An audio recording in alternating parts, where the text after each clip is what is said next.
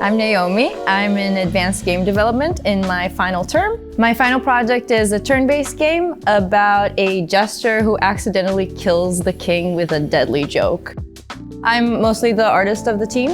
Initially, we came up with the concept and we made a pitch. And then there's like many different stages for the game itself. So prototype, alpha, beta, and then release.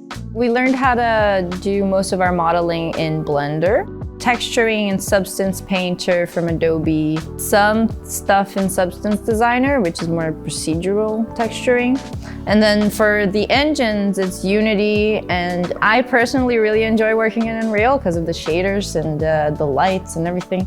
Well, there was a concept artist here once, and I've always dreamt of being a concept artist.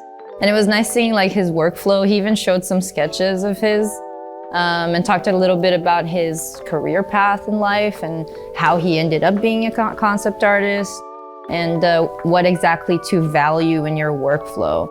So we learned a lot about like overscoping and being too ambitious with our projects, which I think that most people fall into when they're starting out because they're like, oh, I'm gonna make this amazing game that's gonna be a AAA game. And that never happens. AAA games take a very long time to be developed.